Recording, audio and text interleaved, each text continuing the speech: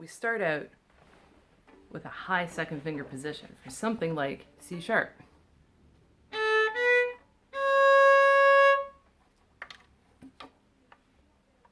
This is a big space. Now, a sharp is a raised note. So this note is already raised. So what we need to do is we need to do C natural, which lives here. Now, every note that is not a sharp or a flat is already a natural. So G natural, D natural, A natural, E natural. You might have noticed that we have F sharp here. F natural is back here, for example. All the letter notes, so A, B, C, D, E, F, G, from C to C, there are two pairs that you need to know about. So if I start on C, like you would on a piano, and if you look at a piano, you'll see the white keys. Actually, no, I'm not going to move the camera. So C, D, E. Now, to get an F natural, put my second finger low. G, A, B, and then C natural is here. Now, when we start learning violin, we don't learn C major. We learn D major because we want to start with open string scales. And we leave out the fourth finger because the fourth finger is a whole world of misery that I'll get into in the E natural minor video. No, it's fun, really. So, we start off with C sharp. Here it is. Now, we want C natural. In fact, if you scale up to it from an A, and by scaling up I mean you play one note at a time without skipping any, so A, B, and then you play C natural, you get a lovely sad sound because there's a C natural and A minor. So C natural is going to open up a whole new world of harmony. So if you like sort of the darker, more serious side of music, or maybe you just need to explore the more shadowy parts, having a low second finger is going to unlock a lot of different sounds for you now. So we've learned the G major scale, the first octave. It's just like the other ones. Now an octave is 8 notes. If you think of a stop sign, which is an octagon, and an octopus have 8 things. An octopus has 8 legs, and an octagon has 8 sides, and an octave has 8 notes. Now, if we count, so I'm going to count up from G. 1, A, 2, B, 3, C, 4, D, 5, E, 6, E, 6, F sharp 7, and 8 is G again. Now, it's very important, this octave, because you'll notice that after 8 notes we have the same letter. Now, G here and G here. The important thing for you to know is that their sounds can disappear into one another completely. And by that I mean if it's in tune,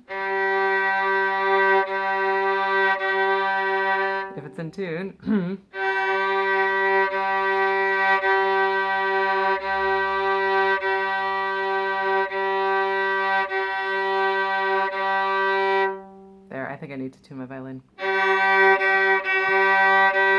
I definitely need to tune it, I'm very low. So, it's kind of like the same note. For those of you who want a more technical explanation, basically every time a sound wave, pitch is just the speed of a vibration. Speaking of vibrations.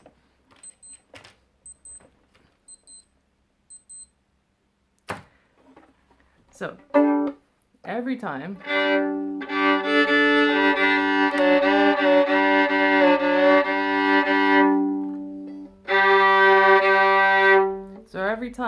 a sound wave, every time the frequency doubles, you get the same letter note, letter name. And we have another one here.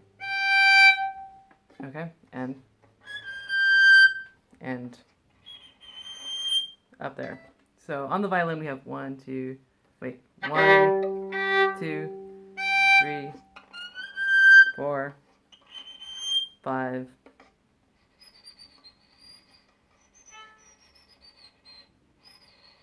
No, not going to happen. Let's say 5. So we've got 5 Gs on the violin. So in order to get the relationship of the major scale, the important thing to know of a major scale is that to make it a major scale, you have to have a semitone, which you can think of as having 2 close fingers together. That's a semitone, also known as, are you ready? A minor second. Okay, so a minor second. So the sound, the thing you want to think about is the sound, also known as jaws. It's usually better in music to think of the sound first before the label. So if you think of jaws, that is the sound of a minor second, also known as a semitone. A semitone, a tone and a semitone in music is a distance. So we use the word tone in 2 ways. Tone can mean your quality of sound, and that's usually what I'm talking about when I say tone. But a tone, or a tone, as a distance, would be the distance from A to B, or B to C sharp to, say, D sharp, or maybe E to F sharp. It could also be the distance from C to D, so C natural to D. So that's a tone. A semitone, it's like this. So visually, my fingers are all in semitones right now. So 1 to 2, and then 2 to 3. The other more specific name would be a minor second, and second as in the second note. So if you think of a scale, if we're in A, say, so here's a minor second would be A to B flat. And you get jaws again. So always think of jaws if you know it. If you don't know it, go and listen to it. It's classic. John Williams probably borrowed it from the last movement of Dvorak's New World Symphony, so Symphony 9. You can go listen to that.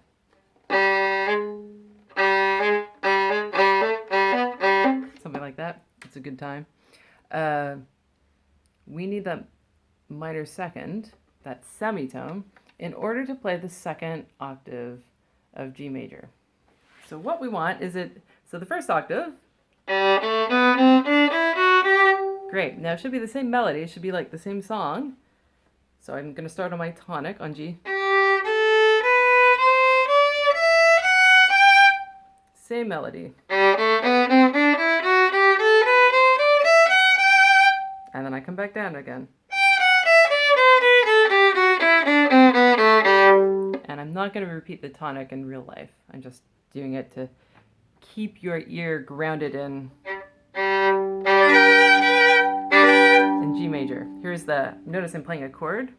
So that's the chord of G major. So the G major scale, we're going to start on 3rd finger G on the D string. So that ringing D, or excuse me, the ringing G. Can you hear it? So G, A, B. Now this is where you have to really listen, and the finger goes down right beside your 1st finger. Now you're going to need to spend a lot of time going like this. So starting on G, and maybe just going back down. Go up and down this way a bunch, playing that C natural.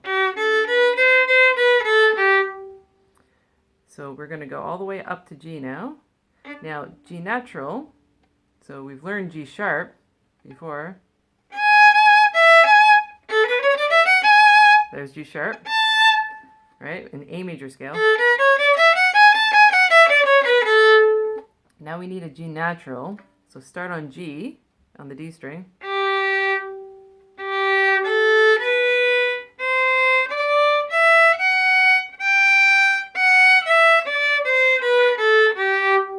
Now, if you have somebody helping you practice, the danger is, so here's a sharp 2nd finger position, here's a natural position,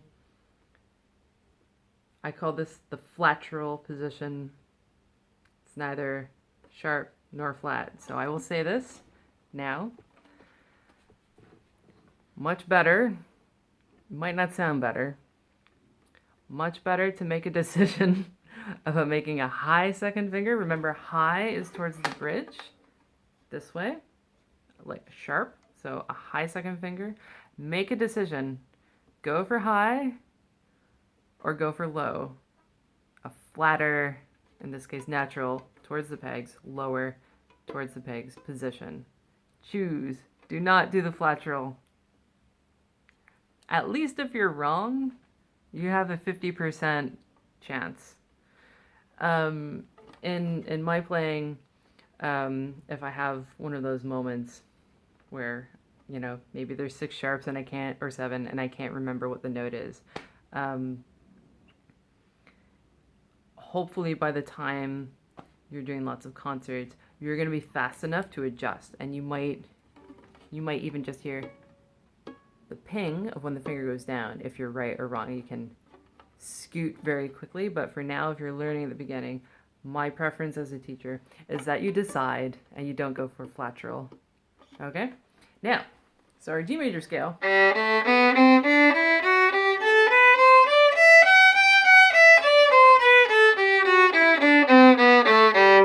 Okay, that's what you want to hear.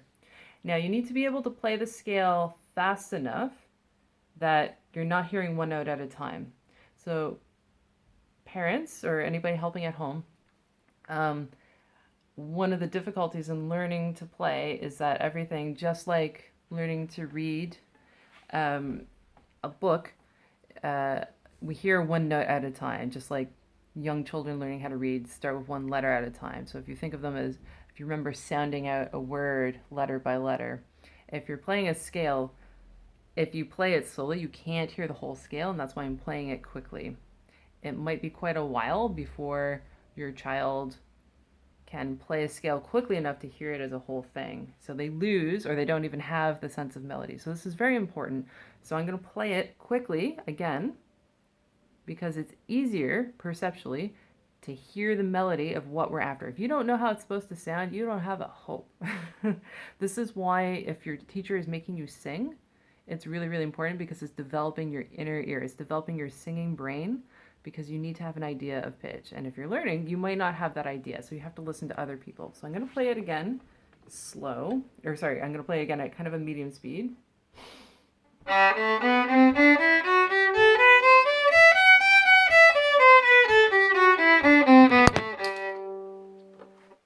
it was so good my camera moved. So now I'm going to tell you the common thing to listen for in terms of mistakes, and that is that the person playing the scale at home forgets to lower their second finger. So if you hear this,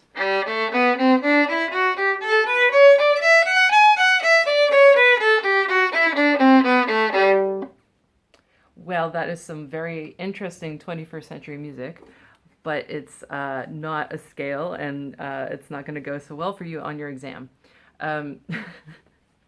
Because I played a C sharp and a G sharp in the second octave, because I did not use the new position. So it's very hard for children and adults, for anybody learning, to remember that on the top 2 strings, which fingers have to move. Again, when you're learning, it can be hard, especially if the child is young. They're not going to be thinking about the relationships between the notes. As a parent, that's something that you can help them with, because you're going to be able to hear groups of notes much more easily as somebody who's heard music, whether you tried to or not, all your life. So your child is going to just be thinking one note at a time, and there's not really going to be much of a relationship between one note to the next, and there isn't going to be the sense of groups of notes. They're all floating in space, and they don't have any relationship to one another, unless you've got like a really clever child on your hands, in which case send them to the menu in school. All right, so I'm going to play it slowly. I'm going to put my metronome on at 60, our favorite tempo. So we're going to try, and we're just going to go up. So starting on the open G. 1, 2, 3, 4.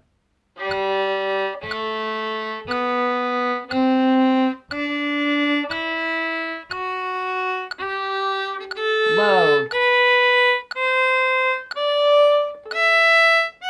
Low.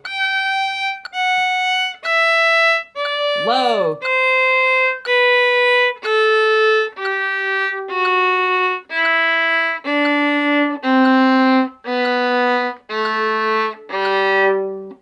And weirdly, I found that it's easier for them to remember on the way up. I think probably young children get exhausted by the time they've gotten to the top of the scale and they just don't have anything left to remember on the way down, because going down is much harder because you have to get over. Going from an open E to the third finger is very difficult. And this tends to exhaust people, and this is the hardest thing. And there's nothing left mentally to plan ahead after that moment.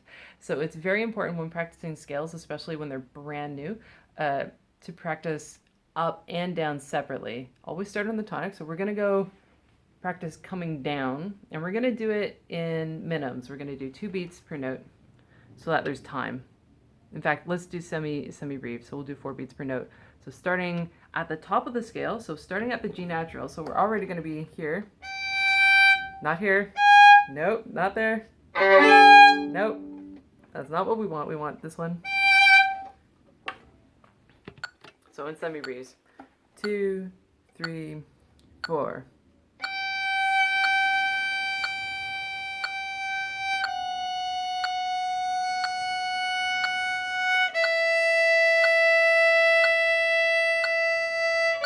Get ready for low, pull it back, pull it back, pull it back. Here we go, low. Very good.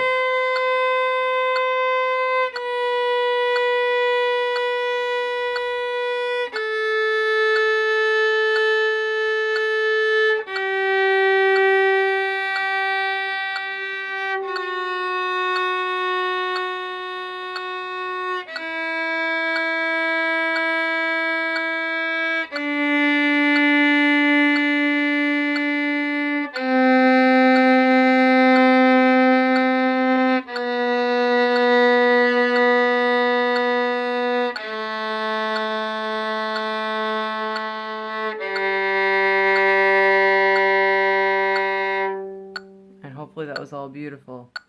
Okay. So the last thing is I'm going to do the arpeggio kind of quickly. So I'm going to play the first bit of the arpeggio, so the first octave of the arpeggio. So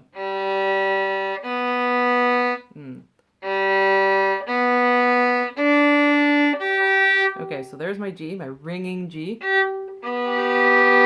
Never forget, is it consonant? Does it sound sweet? Okay, now starting from G, so we're gonna go G, then first finger B, third finger ringing D. Did it ring? Are you sure? And then we go to a low second finger. Now the important thing here is that I've left my first finger B down. See, here it is on the A string. And this first finger provides a reference, a tactile, kinesthetic, you can feel it reference for the low second finger. If you don't leave that first finger down, second finger is going to be like, well, I don't know, where should I go? So I'm going to start from the third finger G on the D string again. So leave that finger down. It rang, excellent. So I'm leaving it down. First finger. Third finger. So my first finger is going to stay down. Now I'm going to lift and hop my second finger over. Now notice I'm also leaving my third finger down. So remember, if the back of the finger touches, you're going to get this. And this is going to happen. It will happen, trust me. It's going to sound like this. So use the elbow to rock the hand. The hand has got to roll around the neck to change the angle of the fingers. This is very difficult. And remember, have a go. It might take a couple days of getting squeaks. The important thing is that the violinist is rolling their hand around and they're getting this motion. We do need to have a loose swinging elbow. So I'm just going to do that again from the third finger G. It rings. First finger B. Now third finger, D. It rang. I'm lifting up my second finger and plunking it down next to the first. Now and it's a ringing note, it's a G. If it's a small violin, if it's not a very nice violin, it might not ring so much. It's also so high that you might have to work quite hard to get a ring. It's not too bad on my violin. But don't be dismayed if your child can't get a high G to ring. I haven't found on, even like little stentors, they don't really give you all that much. So talk to your teacher and ask your teacher. Do your best. Go follow your ear, but make sure you're listening. Okay, so the second finger's down. Maybe it rings if we're really lucky. If we have a nice instrument. Third finger's still there. Should still be ringing, hopefully, if it hasn't moved. Sometimes they move. You don't move it. It moves on its own. My hand's getting quite sore right now. Okay, then B. So I left it down, and now I hop over. That rings. Open D. Second finger B. I missed. A little higher. And then G. So I'm going to play it in minims. The whole 2 octaves. 1, 2, 3, 4.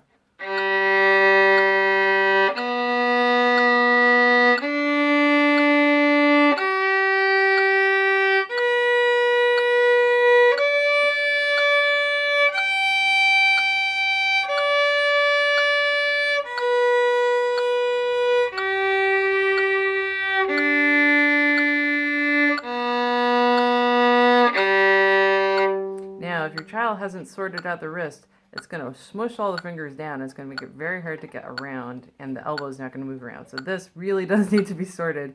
One thing you can do is you can put like a little ball or something in the palm of the hand. Here's a LED candle. I would put it on, but the battery's dead. So you can do something like that. Put it in the palm of the child's hand. Maybe something like this.